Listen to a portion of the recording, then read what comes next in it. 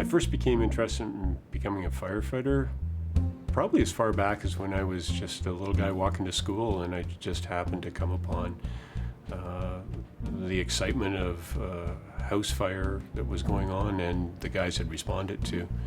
And I happened to take 20 minutes out of my walk to school and just watched it all unfold and how that came to be.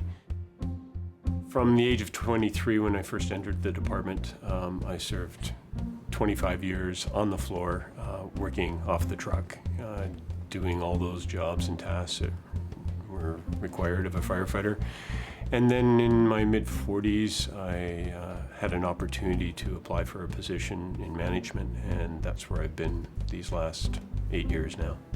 My lifestyle has been very active. Some of the sports I've really enjoyed a lot of are the racket sports, tennis, squash, badminton, even played pickleball at the stations. Really loved my skiing and swimming and hockey and cycling, as skiing and cycling have been big passions of mine.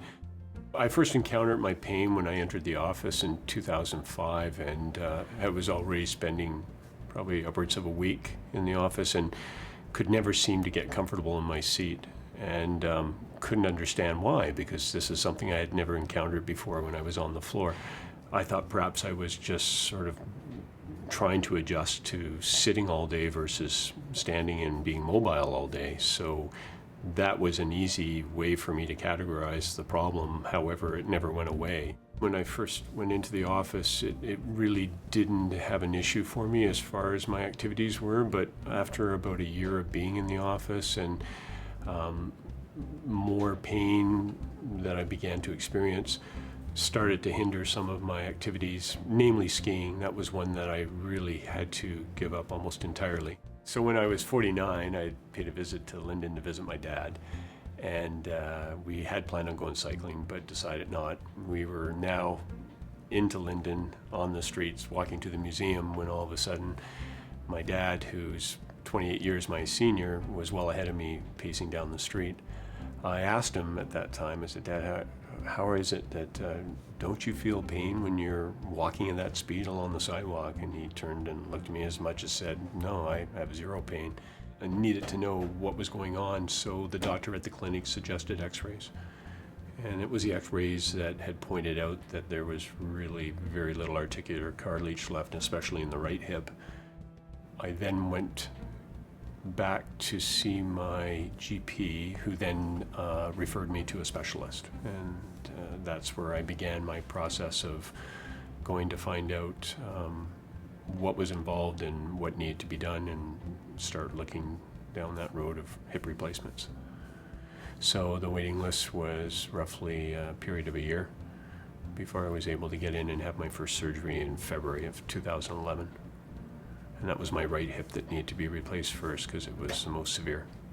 During my wait for surgery, what I depended on the most was anti-inflammatory and pain pills. They both became my best friends to get me through the day. Hockey was one of the sports I had to give up simply because it was too questionable. It's a type of sport where there's a lot of fast motion and very sporadic stopping and starting. Nothing really as controlled as cycling or skiing or something that you can monitor. So had I been diagnosed earlier with osteoarthritis, my first concern would have been the amount of exercise I do, and that would have been tapered off.